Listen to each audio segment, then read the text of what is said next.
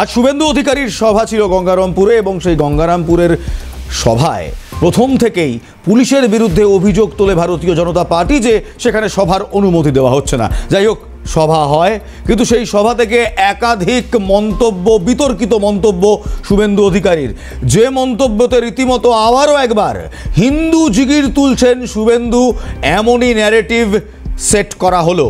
ঠিক কি বলেছেন শুভেন্দু অধিকারী, নিজের পুরনো কোন মন্তব্যের সাফাই গাইলেন শুভেন্দু অধিকারী, সব দেখব। গঙ্গারামপুর থেকে ফের হিন্দু জিগির শুভেন্দুর। বাংলাদেশের মতো বাংলাতেও হিন্দুদের সংখ্যা কমেছে। 2027 সালে জনগণনা হলে হিন্দুদের সংখ্যা 65% নেমে আসবে। এ রাজ্যে হিন্দুরা ভালো নেই। 26-এর আগে ফের একবার হিন্দু জিগিরে শুভেন্দু অধিকারী। গঙ্গারামপুরের সভা থেকে আরও একবার 26-এর ভোটকে লক্ষ্য করে হিন্দু জিগির তুললেন শুভেন্দু অধিকারী।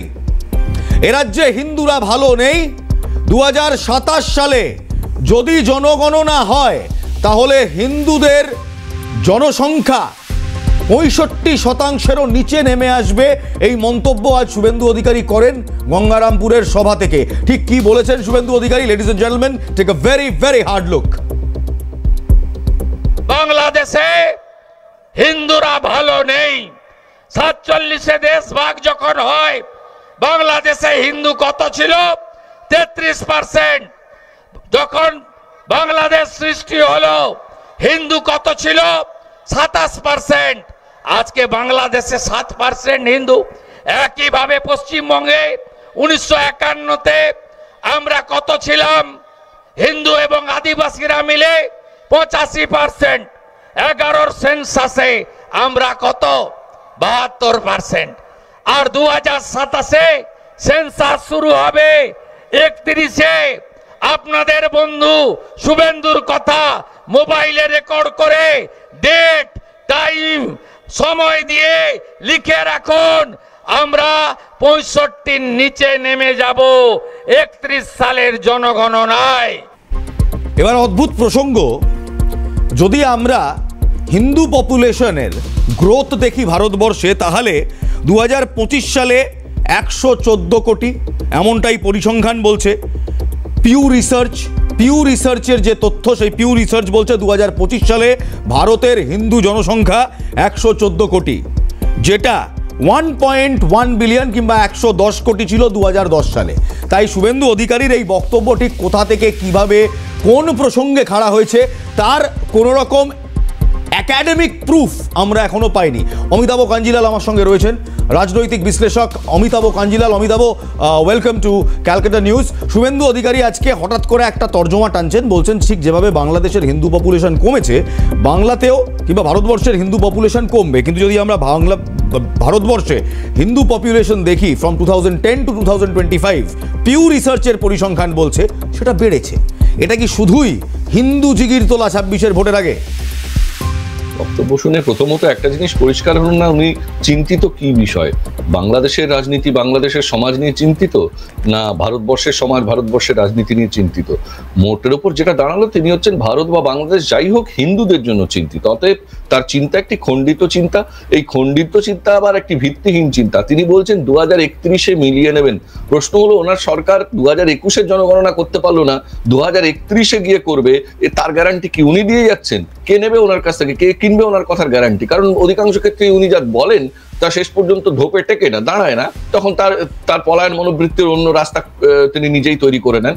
তো সমস্যাটা এইখানেই, জনসংখ্যার বিন্যাস শুধু এই ধর্মীয় কারণে বদলায় না, তার নানা অর্থনৈতিক, সামাজিক, আইনগত নানান প্রেক্ষিত থাকে, এবং সেই সমস্ত প্রেক্ষিতের কারণে যদি জনবিন্যাস বদলায়, তাকে শুধু ধর্মীয় মেরুকরণের জন্য এইভাবে এই কথাগুলোকে বাতাসে ভাসিয়ে দেওয়া, এটা অ্যাকচুয়ালি যে পারপাসটাকে সার্ভ করে সেটা হচ্ছে বোঝানো যে ওদের যারা ভোটার বলে ওরা টার্গেট করছেন, চিহ্নিত করছেন হিন্দু ভোটার, তারা বিপন্ন। বেশ, সঙ্গে থাকো আমার সঙ্গে অমিতাভ। আমি ফিরবো তোমার কাছে। জয়প্রকাশ মজুমদার তৃণমূলের নেতা আমাদের সঙ্গে রয়েছেন, তৃণমূলের মুখপাত্র জয়প্রকাশ মজুমদার আমাদের সঙ্গে রয়েছেন। জয়প্রকাশ বাবু, গঙ্গারামপুর থেকে শুভেন্দু অধিকারীর অভিযোগ, বাংলাদেশের মতো বাংলাতেও হিন্দুরা ভালো নেই। 2027-এ যদি জনগণনা হয়, হিন্দুদের সংখ্যা 65%-র নিচে নেমে আসবে। কি বলবেন? না, এটা ভুল তথ্য দিচ্ছেন, মিথ্যে কথা বলছেন শুভেন্দু অধিকারী। পশ্চিমবঙ্গে হিন্দুর সংখ্যা বেড়েছে গত 15-20 বছরে, এখনো বাড়ছে। উনি তথ্য জানেন না, জাতীয় তথ্য যা আছে এ পর্যন্ত, যা মোদী গভর্নমেন্টই যে তথ্য দিয়েছে তাতে প্রোডাক্টিভিটি রেশিও, হিউম্যান প্রোডাক্টিভিটি রেশিওতে দেখা যাচ্ছে হিন্দুরা এই রাজ্যে বৃদ্ধি পাচ্ছে। এসব মিথ্যে কথা বলে মানুষকে ভুল বোঝানো আর সমাজকে বিভাজনের চেষ্টা করছে, এটা অতি গুরুতর অপরাধ। বেশ, ধন্যবাদ। জয়প্রকাশ মজুমদার, রাজ্য সহসভাপতি তৃণমূল কংগ্রেস, আমাদের সঙ্গে ছিলেন এবং তিনি বলছেন মিথ্যে কথা বলছে শুভেন্দু অধিকারী। শুভেন্দু অধিকারী ঠিক কি বলেছেন আজ গঙ্গারামপুরের সভা থেকে, কেন বলেছেন, কি বলেছেন, কিভাবে বলেছেন, আরো একবার দেখুন। বাংলাদেশে হিন্দুরা ভালো নেই। 47-এ দেশ ভাগ যখন হয় বাংলাদেশে হিন্দু কত ছিল? 33%। যখন বাংলাদেশ সৃষ্টি হলো হিন্দু কত ছিল? 27%। আজকে বাংলাদেশে 7% হিন্দু। একইভাবে পশ্চিমবঙ্গে 1951-তে আমরা কত ছিলাম? হিন্দু এবং আদিবাসীরা মিলে 85%। 11-র সেন্সাসে আমরা কত? 72%। আর 2027-এ সেন্সাস শুরু হবে 31-এ। আপনাদের বন্ধু শুভেন্দুর কথা মোবাইলে রেকর্ড করে ডেট, টাইম, সময় দিয়ে লিখে রাখুন। আমরা 65-র নিচে নেমে যাব 31 সালের জনগণনায়। 31 সালের জনগণনাকে বেস করছেন তৃণমূল কংগ্রেস, বলছে যে যা বলছেন শুভেন্দু অধিকারী পুরোটাই মিথ্যে কথা বলছেন। বিকাশ রঞ্জন ভট্টাচার্য, সিপিআইএম নেতা, আমার সঙ্গে এই মুহূর্তে রয়েছেন। বিকাশবাবু, আজ গঙ্গারামপুর থেকে এক অদ্ভুত পরিসংখ্যান শুভেন্দু অধিকারী দিচ্ছেন। বলছেন 2027 সালে যদি জনগণনা হয় এ রাজ্যে হিন্দুদের পরিসংখ্যান 65-রও নিচে নেমে যাবে এবং এ রাজ্যের হিন্দুরা নাকি ভালো নেই। কি বলবেন? দেখুন, আমাদের রাজ্যে বর্তমানে একটা পাগলদের হাতে রাজনৈতিক নেতৃত্ব পৌঁছেছে। যে পাগলের যাত্রা শুরু করেছিলেন মমতা, সেই যাত্রার শরিক যারা ছিলেন এবং আছেন তারা সকলেই পাগলের মতো কথা বলেন। শুভেন্দুবাবু এই ধরনের পাগলের উন্মাদের মতো কথা বলছেন। ওদের একমাত্র লক্ষ্য মানুষের মধ্যে বিভাজন তৈরি করো, মানুষে দাঙ্গা বাঁধিয়ে দাও, মানুষের সম্প্রীতি, মানুষের জীবন জীবিকার স্থিরতা, এইসব নিয়ে ওদের কোনো ভাবনা নেই। শুভেন্দুবাবুরা একবারও বলছেন না যে কেন পশ্চিমবঙ্গ থেকে পরিযায়ী শ্রমিক যেতে হচ্ছে বাইরে, কেন শুভেন্দুবাবুরা মমতার সঙ্গে চক্রান্ত করে আমাদের সিঙ্গুরের কারখানা গুজরাটে পাঠিয়ে দিয়েছিলেন, একবারও বলছেন না। এইসব কথা না বলে মানুষের বিক্ষোভটা, মানুষ আস্তে আস্তে উত্তেজিত হচ্ছেন, সেটাকে নষ্ট করবার উদ্দেশ্যে এই ঝগড়া লাগিয়ে দেওয়া, মারামারি করা। বিকাশবাবু, পুরোটাই কি 2026-এর ভোটকে মাথায় রেখে? কারণ 21-এও এই জিগির ফল দেয়নি, 2024-এ এই জিগির ওভারওয়াইড অল ইন্ডিয়া ওয়াইড ফল দেয়নি। কথা হচ্ছে গোটা দেশেই ওরা একটা বিভাজন তৈরি করার পরিকল্পনা করছেন, দেশের সম্পদ বিক্রি করে দিচ্ছেন। এইসব থেকে মানুষের দৃষ্টি ঘোরাবার জন্য বিভাজনটাই হচ্ছে একমাত্র ওদের পরিকল্পনা। সেই পরিকল্পনাকে বাস্তবায়িত করছেন শুভেন্দু, মদত দিচ্ছে তৃণমূল, একই ব্যাপার। বেশ, ধন্যবাদ। বিকাশ রঞ্জন ভট্টাচার্য, সিপিআইএম নেতা, আমাদের সঙ্গে ছিলেন। কংগ্রেস নেতা প্রদীপ ভট্টাচার্য এই মুহূর্তে রয়েছেন আমাদের সঙ্গে সরাসরি টেলিফোন লাইনে। প্রদীপবাবু, 2027-এ যদি জনসংখ্যা হয়, জনগণনা হয়, তাহলে হিন্দুদের শতাংশ কিংবা হিন্দুদের পপুলেশন 65% নিচে নেমে আসবে এ রাজ্যে। এ রাজ্যে হিন্দুরা নাকি ভালো নেই, এ কথা শুভেন্দু অধিকারীর আজকে দাঁড়িয়ে গঙ্গারামপুর থেকে। কি বলবেন? এটা দীর্ঘ ব্যাখ্যা করতে হয়। ওরা সুইপিং রিমার্ক বিরোধী দলের যিনি নেতা তিনি কি করে করলেন, এটা আমার কাছে আশ্চর্য লাগছে। তার কারণ হচ্ছে আমাদের এই রাজ্যে বলে নয়, ভারতবর্ষের বিভিন্ন রাজ্যে তো একই চেহারা আমরা লক্ষ্য করতে পারি। সেটা হচ্ছে আপার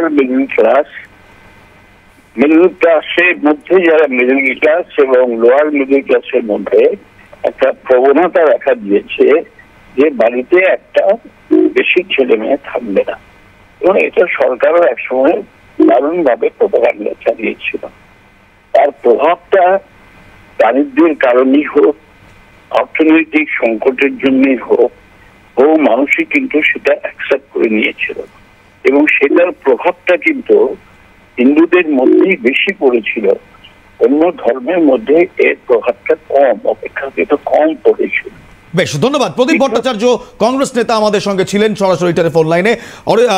অমিতাভ কাঞ্জিলাল রাজনৈতিক বিশ্লেষক আমাদের সঙ্গে রয়েছেন। অমিতাভ, এই হিন্দু জিগির তোলার জন্য 2021 সালে খুব একটা ভালো ফল করতে পারেনি ভারতীয় জনতা পার্টি, অ্যাটলিস্ট ভোট বাক্সে তার প্রতিফলন পড়েনি। 2024 সালে প্যান ইন্ডিয়া রাম মন্দিরের জিগির তোলার পরও, কড়া হিন্দুত্বের জিগির তোলার পরও কিন্তু একেবারে উত্তরপ্রদেশের মতো রাজ্যে ধস নামে বিজেপির ভোট ব্যাংকে।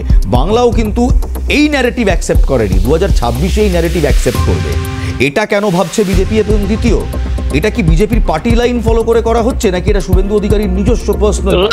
Right, that's the interesting point. একদম মোক্ষম জায়গাটা ধরা গেছে। খুব চমৎকার কথা বলেছো। এই মুহূর্তে বিজেপির পার্টি লাইন এই তীব্র হিন্দুত্ব কিনা সেটা নিয়ে আমার কাছেও খুব একটা পরিষ্কার ব্যাপার নয়। তার কারণ হচ্ছে এই তীব্র হিন্দুত্বের কথা সুকান্ত মজুমদারের আওয়াজ থেকেও খুব বেশি স্পষ্ট, বা অন্যান্য হিন্দু মানে বিজেপির যারা সাংসদ বিধায়ক রয়েছেন তারা বলছেন এমনটা নয়। মুশকিল হচ্ছে 2026-এ যদি কোনোভাবে এই রাজ্যে পালা পরিবর্তন ঘটে, তাহলে বিজেপির মুখ্যমন্ত্রী মুখ কে হবেন?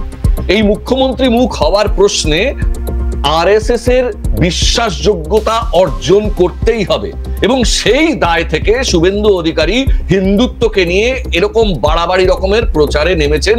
এছাড়া তার কোনো দ্বিতীয় কারণ নেই, এটা তার ব্যক্তিগত ক্যালকুলেশন। কিন্তু এখানে যদি আরএসএস এর বিশ্বাসযোগ্যতা গ্রহণ করাই প্রশ্ন হয়, তাহলে আরএসএস এর অনেক তাবড় নেতা রয়েছেন বাংলায় যারা দীর্ঘদিন আরএসএসটাও করেছেন এবং বিজেপিটাও দীর্ঘদিন করছেন।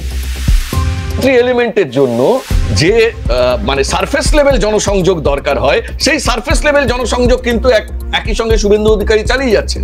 ফলে তার গোপন ইচ্ছা, মুখ্যমন্ত্রী হওয়ার গোপন ইচ্ছাকে সাধন করতে গেলে তাকে আরএসএস এর গুডবুকে নাম তোলাতেই হবে, এবং সেই জন্য তিনি হিন্দুত্বের কার্ডকে এইভাবে খেলছেন। উনি যা বলছেন কত বড় স্ববিরোধী কথা দেখুন। যদি তাই হয়, গত 10 বছরে যদি সত্যি সত্যি হিন্দু জনসংখ্যার এই পরিণাম হয়, তাহলে হিন্দুদের জন্য কর্মসংস্থান নেই এদেশে, তাহলে হিন্দুদের জন্য জীবনের নিরাপত্তা নেই এদেশে, তাহলে হিন্দুদের সরকার, তথাকথিত হিন্দুত্ববাদী দলের সরকার আজকে দিনের কথা বলে হিন্দুদেরকেই সুরক্ষিত করতে পারেনি গত 10 বছরে জনসংখ্যা। অমিতাভ, আমি আবারও ফিরবো তোমার কাছে, কারণ এই পার্টি লাইন খুব গুরুত্বপূর্ণ। যে পার্টি লাইনের কথা আমরা বলছিলাম, কারণ এই পার্টি লাইনের আগেও একবার ভেঙেছিলেন শুভেন্দু অধিকারী, পার্টি লাইনের ঠিক উল্টো পথে হেঁটেছিলেন বছরখানেক আগে। আজ কোথাও গঙ্গারামপুরের সভা থেকে সেটাও শুধরোবার চেষ্টা করলেন। দেখাবো 1 বছর আগে শুভেন্দু অধিকারী কি বলেছিলেন, আজকে কি বললেন দেখাবো একটা ছোট্ট বিরতির পর। অমিতাভ সঙ্গে থাকো, একটা ছোট্ট বিরতির পর ফিরছি। 1 বছর আগের ভুল শুধরাবার চেষ্টা করলেন শুভেন্দু, শুধরাতে পারলেন? পার্টি লাইন টো করার জন্যই কি, কিংবা পার্টি লাইন মেনে চলার জন্যই কি এই বক্তব্য? ছোট্ট বিরতির পর আসছি। 2024 সালের ফল বেরোনোর পর শুভেন্দু অধিকারীর একটি বক্তব্য রীতিমতো রাজ্য রাজনীতিতে আলোড়ন ফেলেছিল। সেই বক্তব্য অনেকেই বলেছিলেন ভারতীয় জনতা পার্টির কেন্দ্রীয় এবং রাজ্যের পার্টি লাইনের সঙ্গে মিল খায় না। কি বলেছিলেন শুভেন্দু অধিকারী দেখাবো, নিশ্চয়ই দেখাবো, কিন্তু তার আগে একটা বিজ্ঞাপনী ঝলক। ইটালিয়ান অলিভ অয়েল আর ভেষজের গুণে সমৃদ্ধ Jack olive oil body oil. আমি বক্তৃতা করতে উঠলেই আপনারা ভাবেন যে এ মনে হয় আমাদের বিরুদ্ধে কিছু বলল। সবচেয়ে বেশি অস্বস্তিতে আমাদের সংখ্যালঘু মোর্চার লোকেরা থাকেন। আমি বরাবরই বলি আমি মুসলিম ভোট চাই না, এ কথা কোনোদিন বলি না। আমি যেটা ধ্রুব সত্য বলি যে আমরা মুসলিম ভোট পাই না। বলেছি রাষ্ট্রবাদী মুসলিম, আপনারাও বলেছেন সবকা সাথ সবকা বিকাশ। আর বলবো না, বলবো जो हमारे साथ हम उनका साथ, जो हमारे साथ हम उनका साथ, सबका साथ सबका विकास। बंद करो, नो नीड संख्यालघु मोर्चा। Well, there you have it, ladies and gentlemen, out in the open in black and white. কি বলেছিলেন শুভেন্দু অধিকারী? সবকা সাথ সবকা বিকাশ চাই না, সংখ্যালঘু মোর্চা চাই না। আর আজকে বলছেন আমি তো বলিনি মুসলমানদের ভোট চাই না, আমি তো বলেছিলাম মুসলমানদের ভোট পাই না। কি বলবেন? সংবাদ মাধ্যম কিংবা রোল্ড ফুটেজ কোনোদিন মিথ্যে কথা বলে না। আরও একবার আজ গঙ্গারামপুর থেকে শুভেন্দু অধিকারী কি বললেন, এবং কয়েক মাস আগে ঠিক 2024-এর ফলাফলের পর কি বলেছিলেন শুভেন্দু অধিকারী দেখুন। বক্তৃতা করতে উঠলেই আপনারা ভাবেন যে এ মনে হয় আমাদের বিরুদ্ধে কিছু বলল। সবচেয়ে বেশি অস্বস্তিতে আমাদের সংখ্যালঘু মোর্চার লোকেরা থাকেন। আমি বরাবরই বলি আমি মুসলিম ভোট চাই না, এ কথা কোনোদিন বলি না। আমি যেটা ধ্রুব সত্য বলি যে আমরা মুসলিম ভোট পাই না। আমিও বলেছি রাষ্ট্রবাদী মুসলিম, আপনারাও বলেছেন সবকা সাথ সবকা বিকাশ। আর বলবো না, বলবো जो हमारे साथ हम उनका साथ, जो हमारे साथ हम उनका साथ, सबका साथ सबका विकास। बंद करो नो नीड সংখ্যালঘু মোর্চা। আমার সঙ্গে রয়েছেন অমিতাভ কাঞ্জিলাল, একটু অমিতাভকে নিয়ে আসবো স্ক্রিনে। Amitabh, well there you have it. সংবাদ মাধ্যম কিংবা রোল্ড ফুটেজ তো কোনোদিন মিথ্যে কথা বলে না। আমি নিজের মুখে কিছু বলতে চাই না, আমি তোমার কাছ থেকে শুধু প্রতিক্রিয়াটা নেবো। ওই যে বলছিলাম যে বিষয়টা এসে দাঁড়াচ্ছে শেষ পর্যন্ত, শুভেন্দুবাবু গেছেন বিজেপিতে, কিন্তু তার নিজস্ব একটা দৃষ্টিকোণ আছে, নিজস্ব একটা দৃষ্টিভঙ্গি আছে, এবং সেই দৃষ্টিভঙ্গিতে এই যে গণতান্ত্রিক পরিসরে রাজনীতির যে ছদ্ম রাজনীতিটা বিজেপি করে, আর অন্যদিকে আরএসএস এর যে হার্ডকোর হিন্দুত্ববাদী লাইন, এই দুটো লাইনের ভেতরে তিনি বিশ্বাস করেন, এখনো বিশ্বাস করেন যে আরএসএস এর গুডবুকে থাকাটা তাকে বড় মাইলেজ দিতে পারে, এবং যে কারণে তিনি এখনো পর্যন্ত বিরোধী দলনেতার পদে আছেন। বিজেপিতে গুরুত্বপূর্ণ মন্ত্রিত্ব বা পদে যেতে গেলে আরএসএস এর কাছ থেকে ছাড়পত্র দরকার হয়, এই কথা দিনের আলোর মতো স্পষ্ট। স্বীকার করুক বা না করুক সে আলাদা ব্যাপার। দেখুন, আরএসএস ম্যান হিসেবে দিলীপ ঘোষ যখন এসেছিলেন সেই সময় অমিতাভ সেটা তো হয়, আমি বুঝলাম যে আরএসএস এর ছাড়পত্র নিতে হয় 100%। আজকে কি তাহলে পুরনো ভুলটা শুধরে নিলেন? গঙ্গারামপুর থেকে বলছেন উনি যে আমি কোনোদিন বলিনি যে আমার মুসলমান ভোট আমরা চাই না, আমরা বলেছি পাই না। তারপরে আজকে বলছেন সংখ্যালঘু মোর্চা কি সমস্যার মধ্যে রয়েছে, এবং আগের বক্তব্য আমরা শোনালাম যেখানে তিনি স্পষ্ট বলছেন যারা আমাদের সাথে নেই তাদের বিকাশ আমরা চাই না, সংখ্যালঘু মোর্চা আমাদের দরকার নেই, স্পষ্ট বলছেন। আমরা কি ভাববো, কি ইনফারেন্স নেব এই দুটো বক্তব্য থেকে? ভুল শুধরাচ্ছেন, পার্টি লাইন মাপছেন, নাকি অন্য কোনো পরিকল্পনা রয়েছে? টেকনিক্যালি যদি দেখো, দেখবে একটা ছোট ভিডিও সোশ্যাল মিডিয়া এক সময় ভাইরাল হয়েছিল যে দিলীপ ঘোষের কাছে কৃষ্ণনগরের ব্যাপারে সাহায্য চাইতে গেছেন দলের কিছু কর্মী, তিনি বলেছেন মরে যাক ওখানকার লোকজন, মরে যাক, যারা আমাদের ভোট দেয় না মরে যাক। ঠিক এইটারই এই একটা প্রকাশ্য বিবৃতি শুভেন্দু অধিকারীর জায়গা থেকে আমরা শুনতে পাচ্ছি। তার কারণ হচ্ছে যখনই নির্বাচনে এরা যে ক্যালকুলেশন করে নেন যে এই এলাকা থেকে এত ভোট আসতে পারে, সেই প্রত্যাশা না পেলেই এরা নিজেদের ব্যর্থতার বদলে একটা ইমাজিনারি বিপক্ষকে তৈরি করে নেন যে উনি নিজেই বলছেন আমরা ভোট পাই না, তাহলে কি জন্য উনি প্রত্যাশা করবেন যে সংখ্যালঘুরা ওদেরকে ভোট দেবেন? এবং আদর্শগত সামাজিক কারণেও তো তাদেরকে ভোট দেওয়ার কথা নয় সংখ্যালঘুদের। তাহলে প্রশ্ন হচ্ছে কার উপরে উনি রাগটা দেখাচ্ছেন? অর্থাৎ রাগ দেখাবার একটা গ্রাউন্ড ওদের পার্মানেন্ট আছে, সেটাকে তারা বিভিন্ন সময় অজুহাতের আকারে সামনে নিয়ে আসেন। এই হচ্ছে বিষয়টা। আর দ্বিতীয়ত যে বিষয়টা আমি আবারও বলছি, শুভেন্দু অধিকারী এখন বুঝতে পারছেন 2026-এর নির্বাচন একটা ক্রিটিক্যাল গেম হতে যাচ্ছে। যদি এসআইআর সাকসেসফুল হয়ে ব্যাপক আকারের ভোটার তালিকা সংশোধন হয়ে বেশ কিছু অবৈধ ভোট, ভুতুড়ে ভোট, ভুয়ো ভোট বাদ চলে যায়, তাহলে যে ভোটার পড়ে থাকবে সেই ভোটারের ভিত্তিতে যদি তৃণমূলকে হারাতে হয়, সেক্ষেত্রে কিন্তু ওই শুধু এসআইআর কে আঁকড়ে ধরলে চলবে না, কারণ এসআইআর একটা তার প্রক্রিয়ায় হবে। অতএব তার নিজস্ব জায়গা, নিজস্ব রাজনীতির ভিতটাকে খুঁজে নিতে হবে। সেটা করতে গেলে তারা সেখানে সংখ্যালঘুদের একেবারে বাদ দিয়ে চলবেন, তাতেও তাদের সংখ্যা পূর্তি হবে না। অতএব সংখ্যালঘু ভোট যাতে খানিকটা হলেও কেটে। ফিরছি, অরূপ চক্রবর্তী আমার সঙ্গে রয়েছেন সরাসরি টেলিফোন লাইনে, তৃণমূল কংগ্রেস নেতা এবং মুখপাত্র অরূপ চক্রবর্তী। অরূপ দা, শুভেন্দু অধিকারী বলছেন আমি কোনোদিন বলিনি মুসলমানদের ভোট আমি চাই না, আমি বলেছি পাই না। কিন্তু আমরা পুরনো বক্তব্য যদি শুভেন্দু অধিকারীর দেখি, এবং আমরা শুনিয়েওছি, উনি স্পষ্ট বলছেন সবকা সাথ সবকা বিকাশ আমি মানি না, যারা আমাদের ভোট দেয় না তাদের বিকাশ নিয়ে আমি কিছু বলবো না, সংখ্যালঘু মোর্চার দরকার নেই। কি বলবেন? কথার উপর এখনো সরকার কোনো ট্যাক্স চাপায়, যদিও জিএসটির রেট কমে গেছে, কিন্তু তারপরেও যেহেতু কোনো ট্যাক্স সরকার থেকে আরোপিত হয়নি, মুখের কথায় তো লাগাম দেওয়া শুভেন্দু অধিকারী কোনো প্রয়োজন বোধ করেন না, আজও করেন। কিন্তু মুশকিল হচ্ছে উনি নিজে যেটা বলেন পরের দিন সেটাকেই কন্ট্রাডিক্ট করেন। একবার বলছেন যে 1 কোটি রোহিঙ্গা আছে, 1,20,00,000 রোহিঙ্গা, তাদের নাম বাদ দেবেন। আবার বলছেন হিন্দুদের সংখ্যা কমে যাচ্ছে। তো বাপু, আপনার সরকার সেন্সাস রিপোর্টটা কেন প্রকাশ করছে না?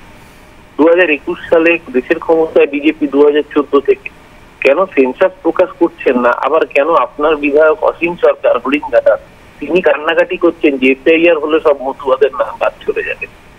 আসলে কোনটা সত্যি? বাংলাদেশে হিন্দুদের সংখ্যা কমছে, ঠিক? তাহলে সেই হিন্দুরা আসছে কোথায়? এপার বাংলায় তারা ভোট দিচ্ছে কাজে, যাদের ভোট দিচ্ছে তারাই তাদের নাম বাদ দিতে চাইছে। আসলে শুভেন্দু পুরো অঙ্কটা জানে বলেই ও সেন্সাস প্রকাশ করবে না, হাওয়ায় এই ধরনের কথা ভাসিয়ে সস্তার নাটকবাজি করবে, হিন্দু মুসলমানের বিভাজনের রাজনীতি করবে। বেশ, ধন্যবাদ। অরূপ চক্রবর্তী তৃণমূল মুখপাত্র আমাদের সঙ্গে ছিলেন। তৃণমূল কংগ্রেসের বক্তব্য খুব স্পষ্ট, এটা হচ্ছে ধান্দাবাজি, এটা নাটক, হিন্দু মুসলমান ধান্দাবাজি, হিন্দু মুসলমান নাটক। অমিতাভ কাঞ্জিলাল আমার সঙ্গে রয়েছে। অমিতাভ, 2026কে টার্গেট করে কিংবা যদি চোখে রাখে, শুভেন্দু অধিকারী এবং ভারতীয় জনতা পার্টি বুঝতে পেরেছেন যে শুধু কোনো একটি ভোট ব্যাংক দিয়ে ভোট জেতা সম্ভব নয়, কারণ সেই ভোট ব্যাংকের 100% ভোট তারাই পাবে, এই সিওরিটি বিজেপি গত 10 বছরে দেখাতে পারেনি, অন্তত বাংলায় তো দেখাতে পারেনি। তাই জন্যই কি এবার স্টান্স বদল, বিজেপির পার্টি লাইন টো করা?